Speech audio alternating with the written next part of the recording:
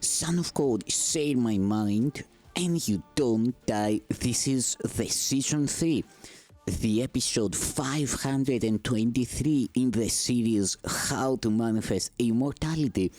And the name of today's teaching is The Fear of Redemption. You may wonder why it is so crucial that you look upon your hatred and realize its full extent. You may also think that it would be easy enough for the Holy Spirit to show it to you and to dispel it without the need for you to raise it to awareness yourself. Yet, there is one more obstacle you have interposed between yourself and the atonement. We have said that no one will countenance fear if he recognizes it. Yet in your disordered state of mind, you are not afraid of fear. You do not like it, but it is not your desire to attack that really frightens you. You are not seriously disturbed by your hostility. You keep it hidden because you are more afraid of what it covers. You would look even upon the ego's darkest cornerstone without fear if you did not believe that. If you did not believe that without the ego you would find within yourself something you fear even more. You are not really afraid of crucifixion. Your real terror is of redemption.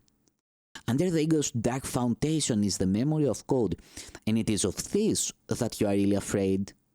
For this memory would instantly restore you to your proper place, and it is this place that you have sought to live. Your fear of attack is nothing compared to your fear of love. You would be willing to look even upon your savage wish to kill God's Son if you do not believe that it saves you from love. For this wish caused the separation, and you have protected it because you do not want the separation healed.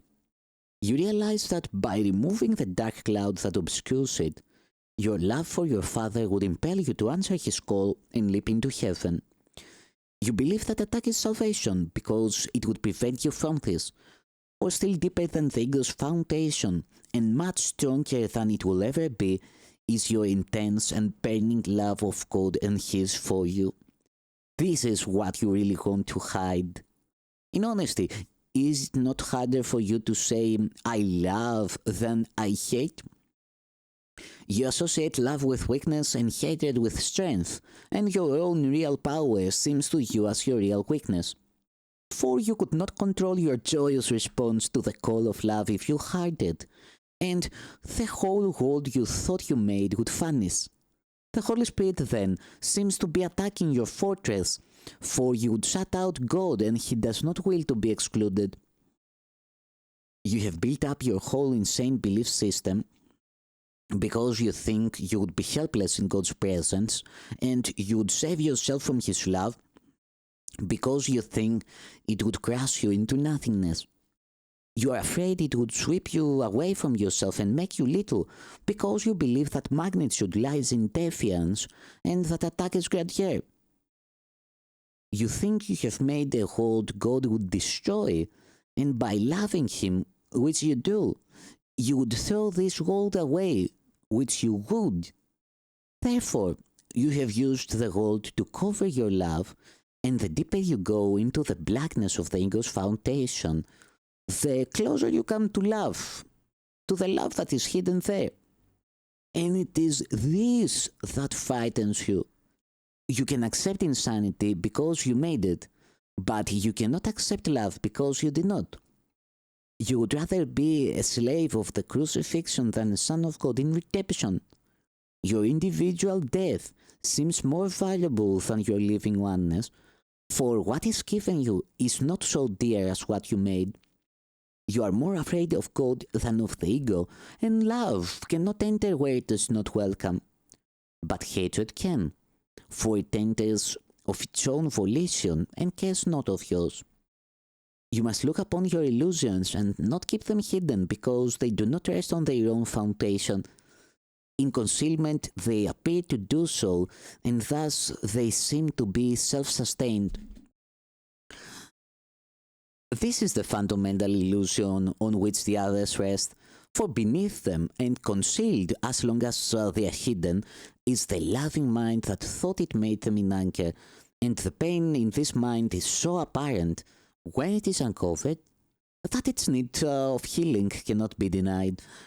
Not all the tricks and games you offer it can heal it, for here is the real crucifixion of God's Son. And yet, he is not crucified. Here is both his pain and his healing, for the Holy Spirit's vision is merciful and his remedy is quick. Do not hide suffering from his sight, but bring it gladly to him.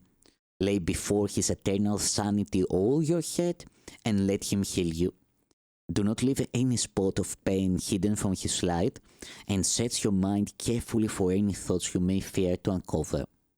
For he will hear every little thought you have kept to hurt you, and cleanse it of its littleness, restoring it to the magnitude of God.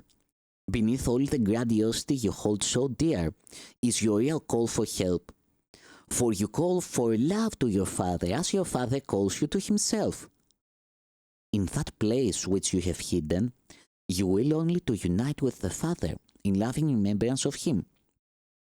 You will find this place of truth as you see it in your brothers, for though they may deceive themselves, like you, they long for their grandeur that is in them. And perceiving it, you will welcome it, and it will be yours.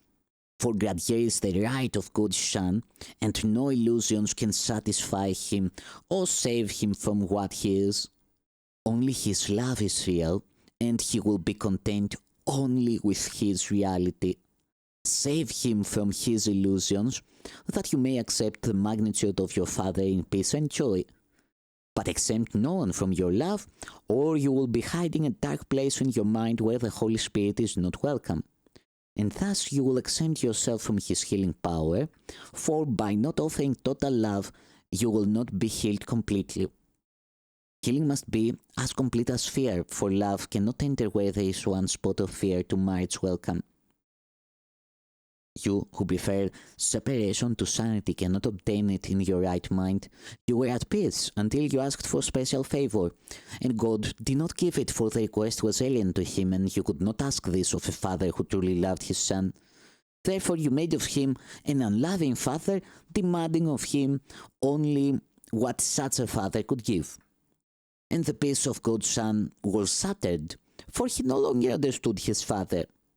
He feared what he had made, but still more did he fear his real Father, having attacked his own glorious equality with him. In peace, he needed nothing and asked for nothing. In war, he demanded everything and found nothing. For how could the gentleness of love respond to his demands, except by departing in peace and returning to the Father? If the Son did not wish to remain in peace, he could not remain at all. For a darkened mind cannot live in the light, and it must seek a place of darkness where it can believe it is where it is not. God did not allow this to happen, yet you demanded that it happen, and therefore believed that it was so. To single out is to make alone, and thus make lonely. God did not do this to you. Would he set you apart knowing that your peace lies in his oneness? He denied you only your request for pain, for suffering is not of his creation. Having given you creation, he could not take it from you. He could but answer your insane request with a sane answer that would abide with you in your insanity. For his answer is the reference point beyond illusions, from which you can look back on them and see them as insane. But seek this place and you will find it, for love is in you and will lead you there. Thank you, Son of God.